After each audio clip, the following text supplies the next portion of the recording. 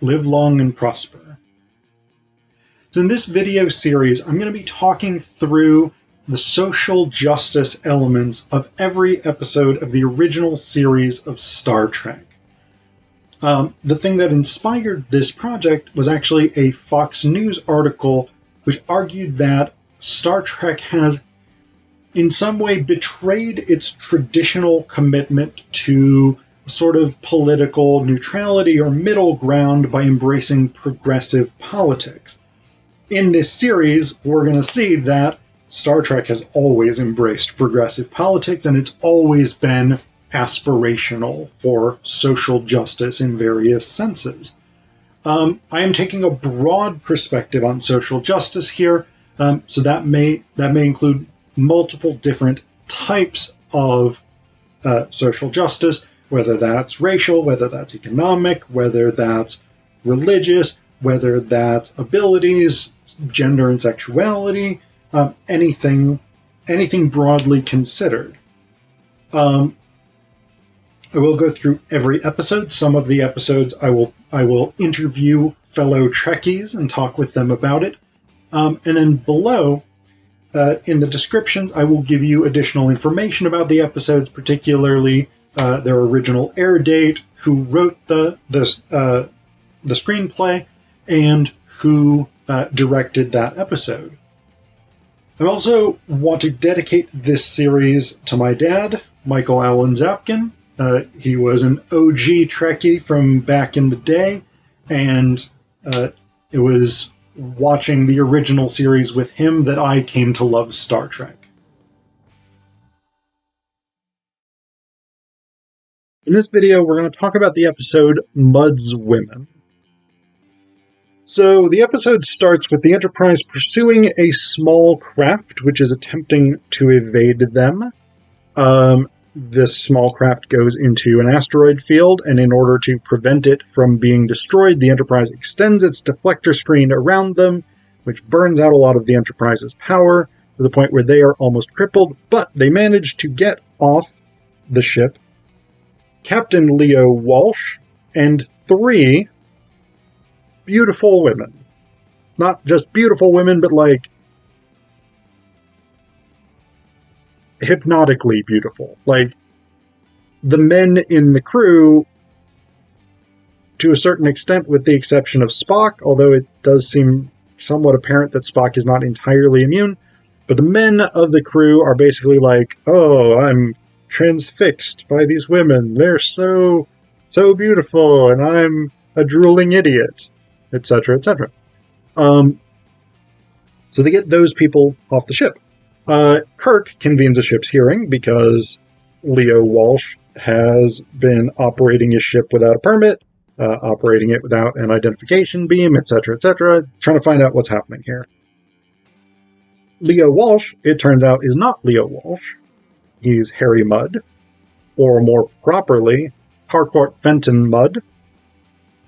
He is a criminal, smuggler, operating ships without a license, etc., etc. Psychiatric, medical treatment for his criminal tendencies, etc., etc. And it turns out what he's doing is wiving settlers.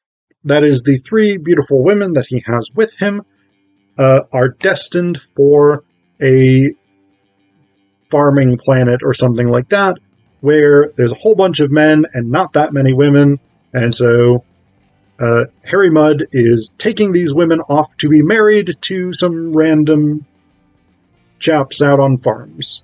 You know, as you do.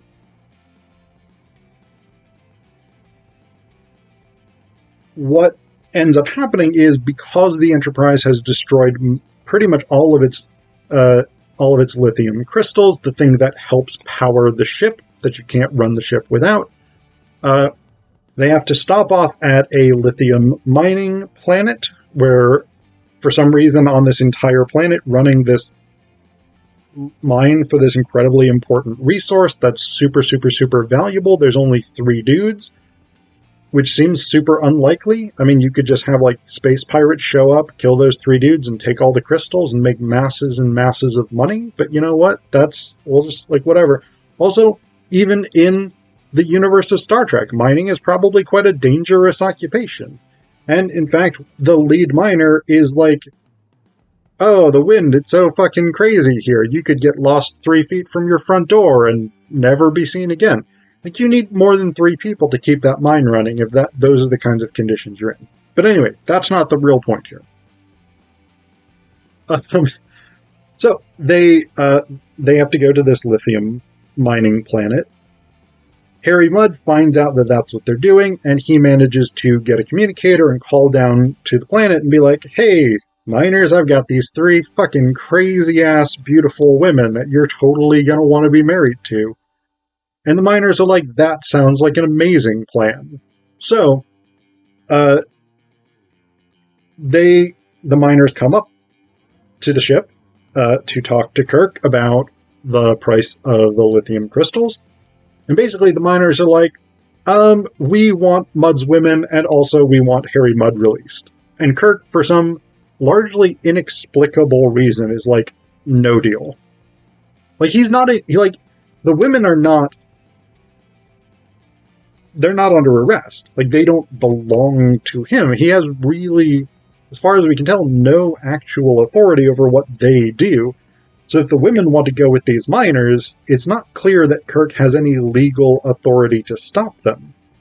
Harry Mudd is under arrest. There is an argument to be made that Kirk could detain him and just say, you can have the 3 women, but you can't have Harry Mudd. Probably the miners would be fine with that. They don't really give a shit about Harry at the end of the day. What they want is these 3 women. What we have found out, and what no one else knows by this point, is that the reason these women are so hypnotically beautiful is because of the Venus drug.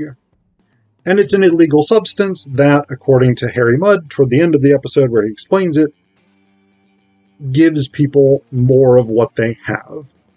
So men become more muscular, more, I don't know, virile, whatever it is. Women become more sensuous, more attractive, etc., etc. The problem is the Venus drug only lasts a relatively short time, and then you have to take more of it in order to maintain that beauty. Otherwise, it wears off.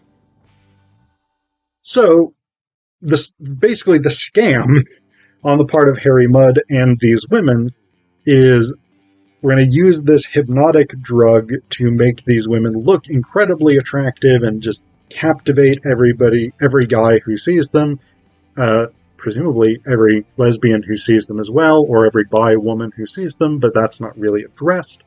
Because again, it's 1966. But basically we're going to use this drug to captivate all these people, and then it's going to wear off. But at that point, they'll already be married, so them's the breaks, as they say.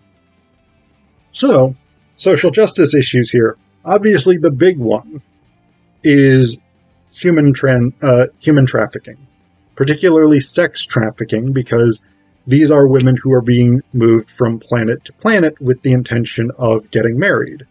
And as we all know, marrying, theoretically, involves getting some sex. Although, stereotypically, less sex than before marriage. Anyway, that's not important. The scam still remains, marry these women. They will be your sexual companions, etc., etc. So we have this element of human trafficking here.